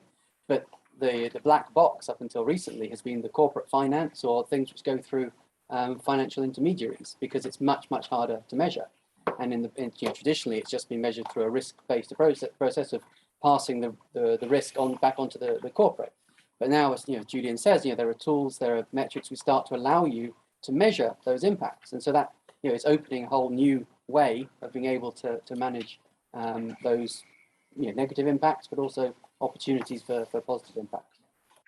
Super, thank you. So I see more hands raising. I'm just mindful that we've got 3 minutes left, so keep it short and we'll have quick questions. Otherwise, it's a break. It's going to be shortened. So yes. Edith and then Almedina. Thanks a lot. Edith from Revalue Nature. 2 quick questions. One, so we heard about STAR and great to hear you have been working on that metrics for a while. Is AFD, KFW, sorry, EIB ready to adopt it? I'm wondering if you're ready to adopt it to put it through your investees. If not, why, or what do you need for that to happen? And a quick comment, maybe from Malcolm, if you could comment on there's a lot of buzz in the climate space around the advanced spatial intelligence. Do you see any roles for the biodiversity to help also speed up the measurement, verification, all that? Thanks. So STAR usage, yes, no? I have to admit that, well, I don't know. And it's not that I can say we use it or we don't use it on purpose. So if you like, I can find it out and let you know. But currently, I just don't know. Sorry. We'll make sure you have a better answer next time, Roland. Julia. No, perhaps Eva was about to. Ah, sorry. No, go ahead. I'll come in later.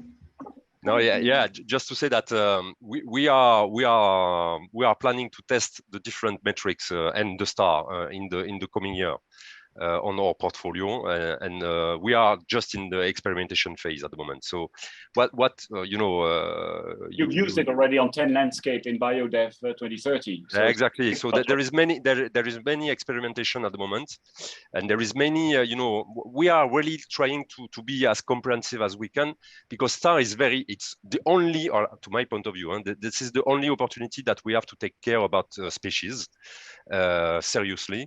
But there is also these questions about ecosystem integrity, ecosystem functionality. There is plenty of other aspects of biodiversity, and we are really looking at all the others, you know, kind of metrics that we can try to assess. And of course, we will step by step, you know, use what is the more effective and the most comprehensive, I think. Thank you, Julia. So just on our side, yes, I mean, we have started using STAR in conjunction with, of course, because we are IBAT users. So we use STAR within that context at project level. However, we are looking at exploring other also methodologies to looking at counterparty risk. And there we are not sure how STAR then will fit in. So also very much in the testing exploration phase.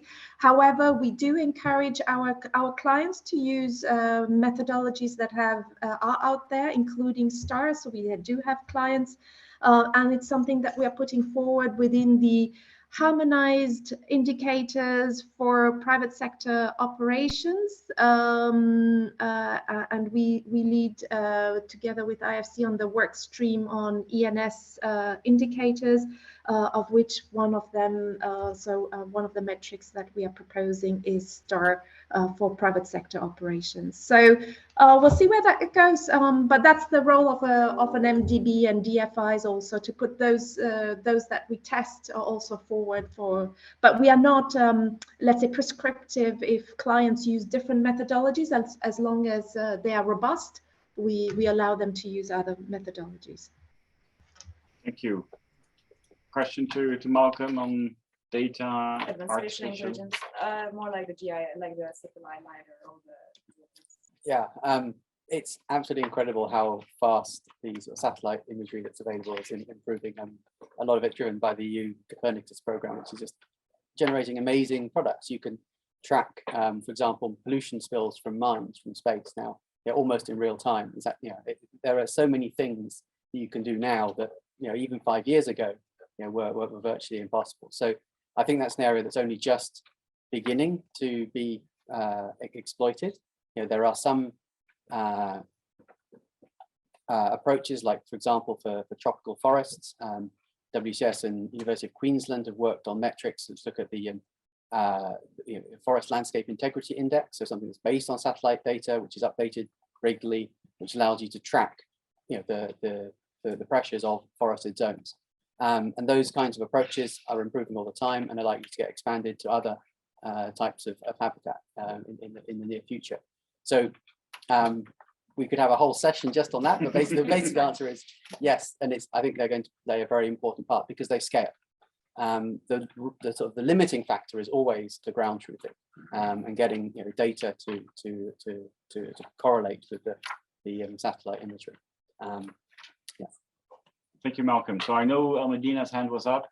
You still want to ask a question? All the others just need to agree that their break will be a bit shorter. Well, if everybody agrees, I can try to. It's two quick questions, and actually they're oriented to they're for Roland. For Roland, okay. About, you mentioned the Wild Fund of the initiative. So I'm wondering, in terms of, are you considering, you mentioned projects, but are you also considering investing in funds, especially the existing, there are a lot of funds in the market that are focusing on natural capital. So as a financial intermediary to some extent, are you considering that option? And the second quick question as well, how do you intend to address the issue of need for grants, providing grants as well to support the pipeline development at a very early stage? To keep it short, so your first question was about fund of funds. So we were discussing it, but clear aim is to go into projects. And the second question, help me once again. Question about what about more political capital, the grants, and similar. Yeah. So well, first of all, so it's not only that we go into a structured fund, so there will be at least a so-called innovation facility next to it. So and it will be quite comprehensive what we would like to fund there. So so we have actually two vehicles to address what you said. Thank you very much, Roland. There is a question online.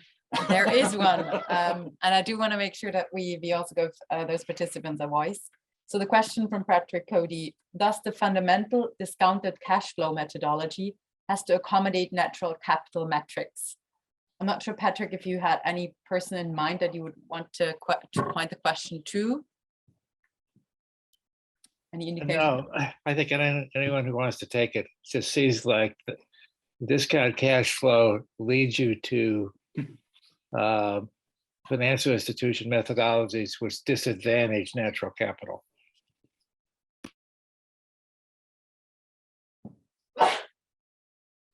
Who wants to take that? Julien, please go ahead. Yeah, thank you, Patrick. Yeah, to my point of view, but I speak for me now. Yeah, no, we are not into that because this is all about making we are realizing, and this is again through this this whole reflection about strong sustainability, we realize that there is too much problems with the monetary evaluations of ecosystem services and natural capital.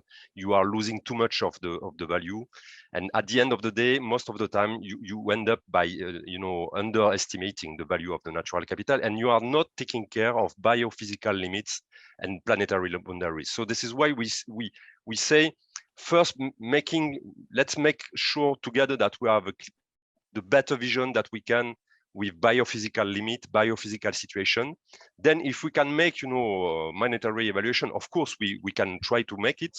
And perhaps then we can have a discounted cash flow, assessment. But at the moment we are saying, let's take it for the at the end of the process. The first level of the process is really to make sure that we understand really where we are with the natural capital and where are we according to the planetary boundaries. So we are not using that kind of methodology. If this is the answer. Thank you, Julien. Thank you, Patrick, for the question. I propose to bring this to a close. I could go around and ask for a final word from any of our participants, but I think we all are in a pretty hot room as well. So I think we are all ready for a break. Please join me in thanking the excellent panelists and their contribution. Thank you. So I think we've got now a better understanding of what DFIs and MDBs are working towards. Let's make the synergies and see how we can level on this. I hope that what we did is we also sparked a new conversation within CPIC about and around the nature positive journey. We were hesitating to put nature positive in the title, but I think now next time we'll feel comfortable in doing that. And clearly it's likely to be a viable pathway to unlock at scale some private investment, not only in conservation, but also in mainstream biodiversity. And I think that was at least the main learning from the interventions that we heard today. And we can count, I think, on the MDBs and the DFIs to help de-risk and support through TAs this effort as well. So looking forward to a lot of collaboration with more DFIs, more MDBs, and of course all the participants here in CPIC. Thank you very much for your attention, and it's networking time. When do we have to be back, Christine? I think we'll probably need more than 10 or so minutes for a break. So I would say we're gonna short the introduction to the breakout group a bit short. So if I could see everybody back at about 4:10 my time. So that is 10 past wherever you are right now. So please join us then again. We'll have a short plenary for the introduction to the breakout session and then move towards the breakout sessions. Thank you so much, and especially for those joining us online. I hope you've had a good session so far.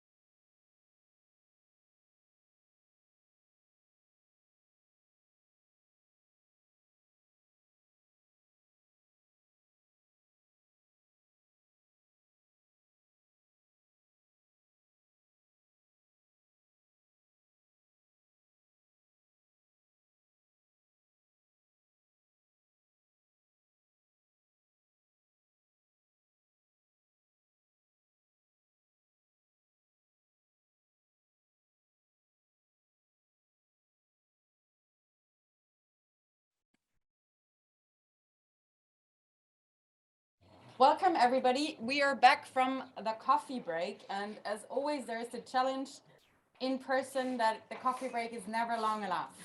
So thank you very much for your patience, for everybody joining us online, and sorry for not being able to see me. I might be switching this around briefly so you get a bit of a view of the room.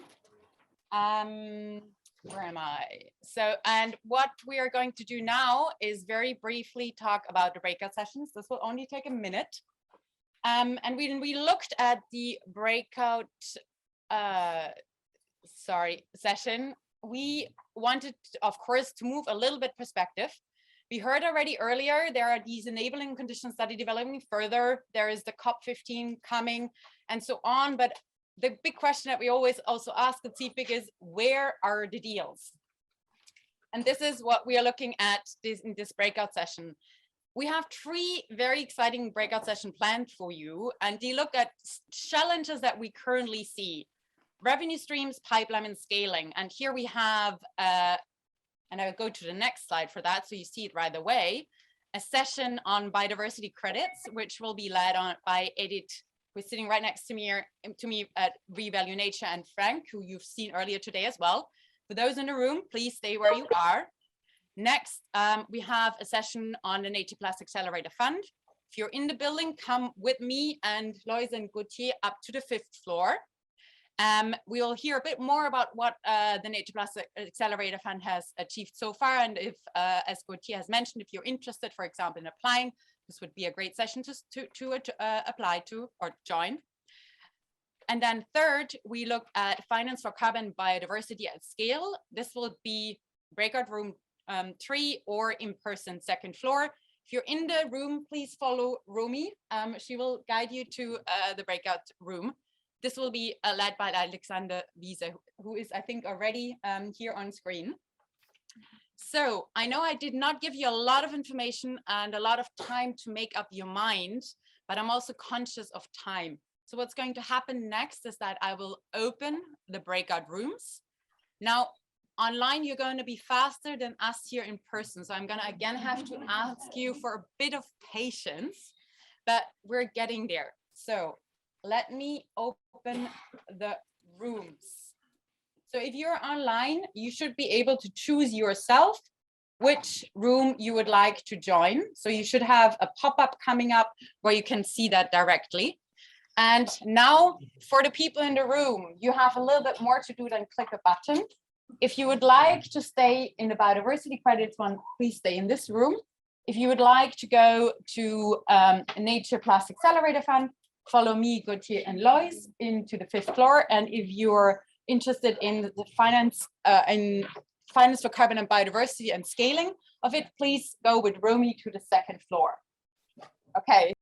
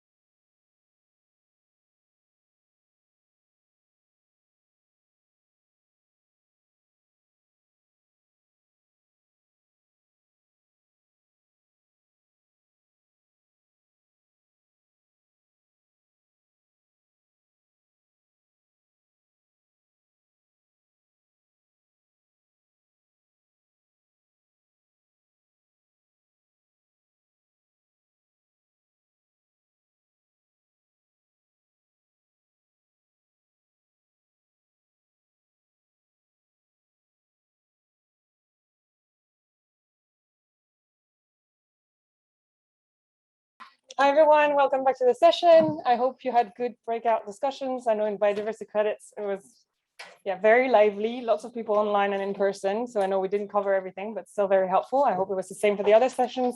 I think now we're moving into the wrap up with Monica from the steering committee, who's gonna get all the inputs from the 3 different sessions and close the session as well, I think. Yes. So and then Monica, please go ahead.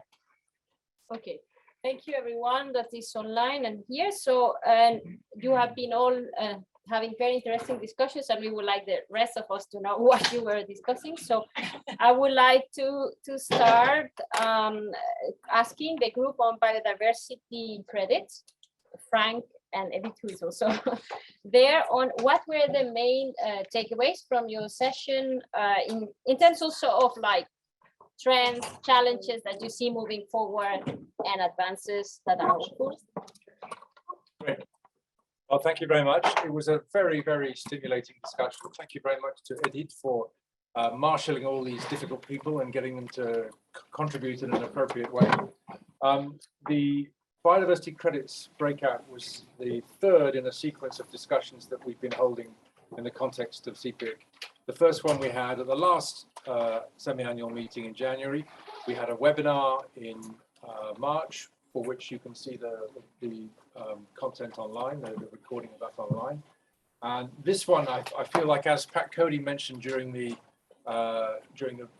breakout, we've made a lot of progress just in that short time. The summary of our discussions focused around three components of what the biodiversity credits process might consist of. And there are these three components are basically the market for biodiversity credits, the metrics that you would use to measure whether you delivered those to those investors, and the standards by which, the principles and the concepts around which you can make biodiversity credits work. The overall context of this is that there is an informal working group that's been spontaneously generated out of the primordial ooze by a range of different players that currently consists of Vera, McKinsey, TBC, the Conservation Finance Alliance, CI, and IUCN. And this is where this discussion has gone. This is the point to which it's arrived at the moment, and we're all dealing with different components of this. This is something that we would like to be able to continue in the future, and we would like to get greater input from CPIC on this. I'll come back to that at the end. If we look at the markets aspect, first of all, I think the recognition has been that up until very recently, the assumption was that the carbon markets would deliver biodiversity as a kind of accompaniment, almost a sort of side effect. And that was the perspective of investors. And now the signal is very different. There's lots of excitement and energy coming from people, asking people like McKinsey and Vera, what's happening with biodiversity credits? Why can't we put money into these things and generate biodiversity credits? So now is the time to get ahead with this and make sure that these frameworks, these guardrails are set out in order that we don't go back to where it was. We were with biodiversity credits 20 years ago, where everybody was generating biodiversity credits, relatively few of which actually delivered any reductions in emissions. So the market analysis is one thing that McKinsey are going to be looking at. They're going to be doing surveys to figure out what it is that companies actually want to do, how they want to participate in this. Then we had a very good discussion on where we are with metrics. And I think that the key thing about metrics is that you need to have metrics for which you understand the assumptions that are behind those metrics. And there are some quite rigorous conditions imposed upon biodiversity metrics in order that they can be useful for biodiversity credits, because of course you have to be showing that you are generating high quality, high integrity products. Otherwise the whole thing just falls to pieces. And we've made some progress, for instance, on the species extinction side of things with STAR. There are other things that we're trying to do with ecosystems around extent and condition. The package of things that you need to measure biodiversity from a credits perspective is not yet finally nailed down, but we're hoping that over the next year or so, Vera are aiming to produce a version 1, the minimum viable product of a biodiversity credit standard that would include those metrics components in it. That's the standards piece basically. Vera would like to be able to create something that fits in under their SD Vista umbrella of standards that contribute to the Sustainable Development Goals. But this is by no means a process that's finished yet. We need to get contributions from lots of people. There will be a request for commentary on a version 0 of a standard and the market analysis and proposals around credits, around metrics, that will happen in the next few months. So we'll come back to you with that. Thank you. Now I would move first to the group 3 on carbon and finance for carbon and biodiversity to implement at scale. And I would like to ask you also, Romie, to share with us like the main discussion takeaways, challenges, hopeful developments, and the way forward. Sure, I'll give it a try. Thank you, Monica. So I think what we discussed is if you go from project to project, you cannot create impact and you cannot create scale. So we spoke about jurisdictional approaches, whether that are provinces or state, that often have limited capacity to implement climate and biodiversity projects.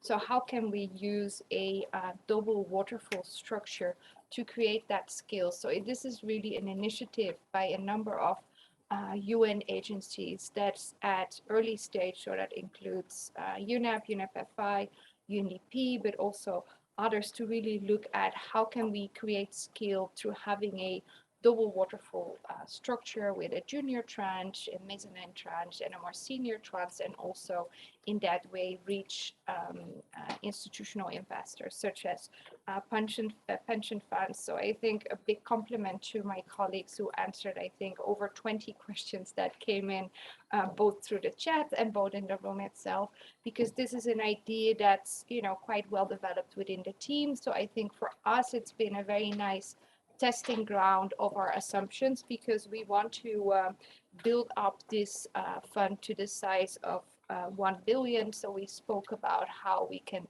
create that blended finance. We spoke about types of investments, organizations that can be invested in, and we also spoke about different jurisdictions where this can take place. So I think my main takeaway is that we can partly go back to our drawing table and further refine what we're doing. So we spoke a lot about our ideas and how to further follow up on them going forward. So I think that's a summary of our discussion, and I think my colleagues Sasha and Gaurav were very brave answering all the questions and taking them on board. So if this is something you're interested to learn more about, just speak to me during the reception and drinks. But and for those that participated, thank you for your suggestion. So just one question: does that fund idea has a name already? Is that double waterfall, or is just? I think it's now called Financing Jurisdictional Outcomes, but I don't know if that's the type of appealing name that will make investors want to it. No, just like they. It's got a kind of snap to it, isn't it? And now, I mean, I think we have heard from you, like maybe the foundations to get investments in biodiversity, you know, with the market and metrics and the standards. Then you're also telling us about having these double waterfalls so that we get to scale, no, these investments. It's both scale and de-risking. So I think that the idea is by scale you can also de-risk and at the same time create an impact that has a return on investment by balancing these jurisdictions, and you know, hopefully have an impact on nature at the end of the day as well. No, that's great, and I think it's good now to move to the Nature Plus Accelerator, because you have like that fund and already experimented with the proposals you got. So it would be great also if you share with us the same, like what are you seeing so far, and also what came from the session that is hopeful, that is challenging, and moving forward. Yeah, thank you. Yeah, it was an interesting session where we could also, I would say, communicate about the progress of the fund and the main outcomes and lessons learned from the request for proposal.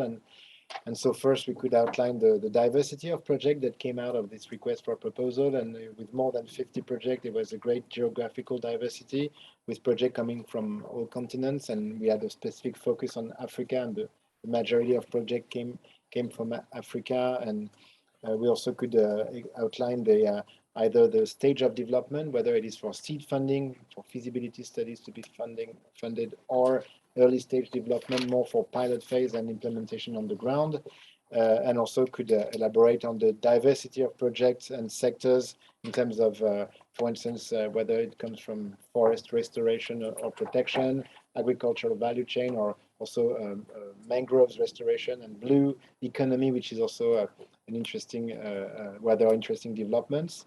And also what came out of the discussions is also the the importance of carbon carbon credits in this project, because for nature protection and regeneration project, carbon is often the commodity that can produce more rapidly, and these days also with increasing prices and demand, it's becoming a really interesting approach to funding the project, or for the Nature Plus to base its funding on the future revenues to be generated by carbon credits, before other revenues can be generated either from ecotourism, from commodity production, or any food and fiber production for local or international market, for processing, for anything, but where carbon can become an interesting revenue stream to make the project initially viable before then being fully commercially viable, even without carbon credits in the future.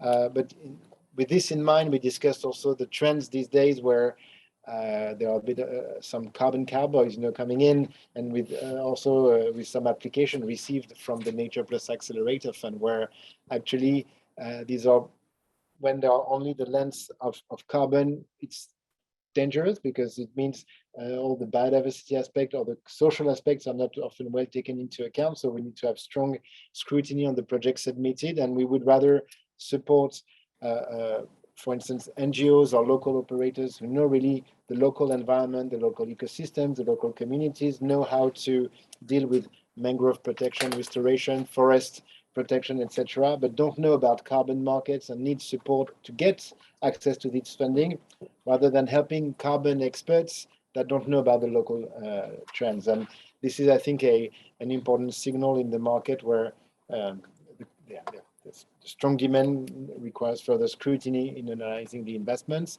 And then we discussed also different business models and different types of projects we received, ranging from shale value chain in West Africa to marine protected areas and to forest conservation also in Latin America. There were discussions about also the underlying risk, and where, of course, nature-based projects have a lot of different risks, including weather risk, and we had AXA Climate in the room, and there was an interesting also discussion around how to mitigate those risks. Yeah, that was a fruitful discussion, and I think if South Pole agrees, I mean, in the coming semi-annual meeting, we can continue and provide feedbacks and also then show even more concrete projects and share lessons again. I think it's a good exercise for everyone. And I have, I mean, you all had shared, I think we're all quite inspired, but it seems though, because when you were telling about the initiatives of the UN working with countries, then you have more, I think, like you see those international private developers emerging, working with local NGOs. Are there any, I don't know, are there like ways of public-private engagements that you see emerging, or how can countries kind of,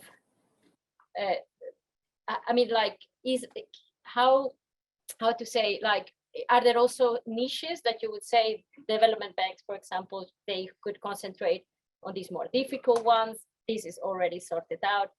Anything on the kind of global architecture? How do you see that evolving, and your role and the roles of others there? Maybe a contribution concerning the design of the CPIC hub in East Africa, where the recognition that we've come to by consulting lots of different people in East Africa is that there are lots and lots of places where you could aim to generate investable deals, but the key constraint is the capacity of the project developers to access technical information and also the intermediate levels of finance. So in fact, the low levels too, the levels of grant finance in addition to concessional finance. So the CPIC hub in East Africa is explicitly designed to be a place where people can come, where they can get all that in one go, so that you can connect all these things together.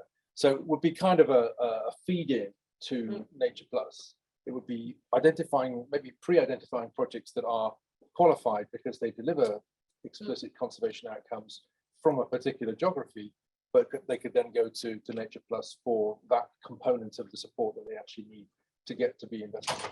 So the ideal scenario would be that we have an enormous Nature Plus fund and 10 CPIC hubs around the world. Okay, what is, I mean, I'll go back to you, but maybe in this drawing table that you're going back, what do you take from this discussion?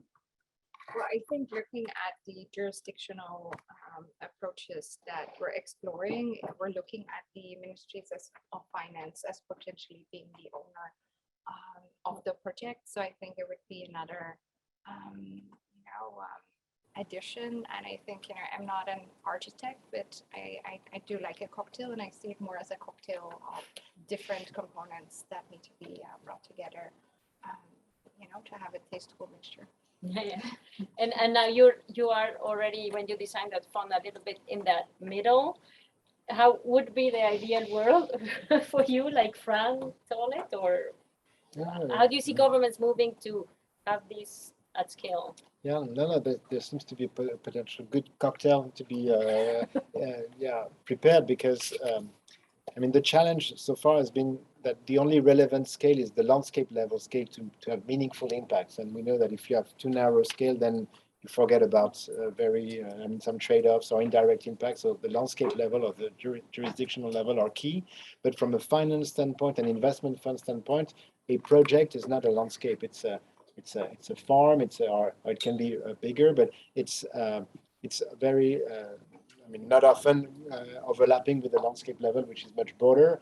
And that's interesting what you're saying, because so far and often landscape level has been handled by environmental ministers, or that are dealt only with the environmental or social components with local ecosystem, local communities, but not necessarily on the economic aspect. And if at some point it's the Ministry of Finance that is also entering the space and also defining at this landscape level in order to ensure maximum benefits, these types of value chain should be developed this way, and with this type of mosaic approach. Or when it's about economic development, then we can find an overlap and a convergence between finance, economy, environment, where it's the cocktail is good. It's when it's all mixed together well, and then the synergies are good. But otherwise it's not. It was too separate so far. So these types of efforts are much needed to facilitate the convergence of actions where economy and environment and community go hand in hand,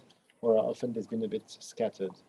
Thank you so much. I think unless there is somebody in the room that has like a super burning question for the speakers, don't be shy. You like one short question. No one. You are. Well, I think before closing, I prefer, because you're wearing those groups and this. If you have any 3 words to define your learning of today, maybe 5, but not more. The thing I really enjoyed about today overall was the fact that we have in CPIC a community that is digging into all these different angles and pulling them together.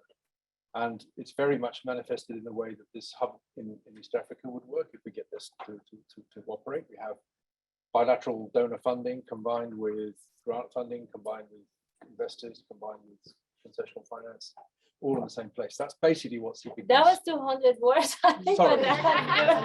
We've still got 3 minutes. Yeah. Yeah, very good. Thank you. Yeah, no, very happy to have this in-person meeting, and sorry for those who are not here with us, but there are more people than in the previous one, so it's encouraging to connect again. And I think Mirova hosted one of the first CPIC meeting back in 2017, and it's great to see all the progress and all the themes that are being developed. And I think there is a great community here and a lot to develop together. So very happy to continue the effort and keep on fighting. I would say be challenged, because I think what I saw in the session we had really good questions to my colleagues, and I think it challenged them and it helped them to better understand the work they're trying to develop. So I think that's good advice for anybody. So don't don't sit in your room waiting until it's perfect. Come out there and talk to others and learn together. Thank you. And I actually now need to welcome here for the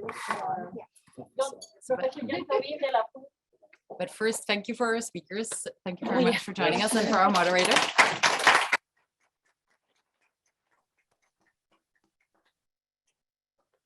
I hate to be the person standing between you and a glass of wine, but I'll try to keep this short. But for those of you I haven't had the pleasure to meet, my name is John Tobin.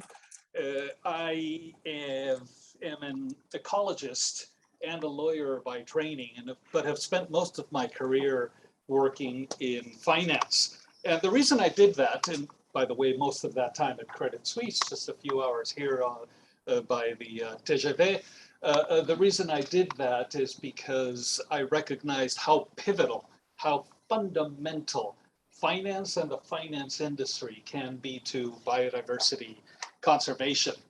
I left the finance industry 6 years ago, and I'm now on the faculty of Cornell University in upstate New York. And part of the reason I joined the faculty is because Cornell, more than other universities, certainly in the United States, has shown a commitment to incorporating the notion of sustainability, mainstreaming the notion of sustainability into education and research. And in particular, the College of Business at Cornell has been exceedingly active in trying to bring first climate finance, because of course climate finance is an easier topic. They have easy metrics, easy deals.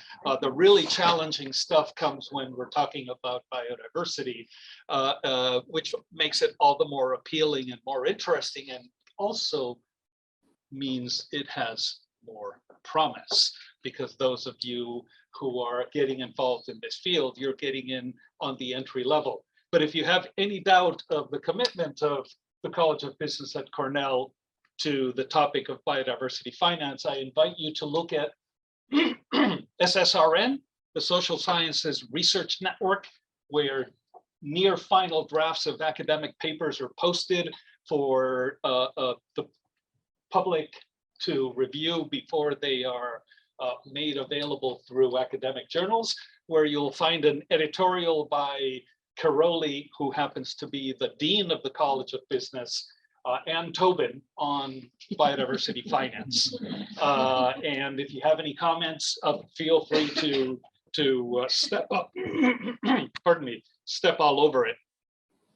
Another thing I want to mention, and this is the final key point for us tonight, there's another part of the university which is actually central. It's not one of the individual units or departments, but it's in the provost's office, and it's the Cornell Atkinson Center for Sustainability, which was started by the Atkinson family, who have donated over $100 million of their private wealth to support this center, which is focused on research and some teaching in the area of sustainability.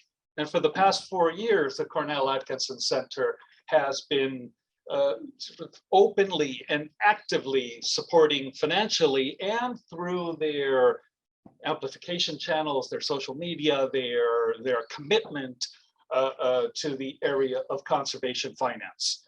And one of the very nice, if very small, things that Cornell Atkinson has done for this field recently has been to provide the modest funding, but funding nevertheless, to have a cocktail immediately after this event.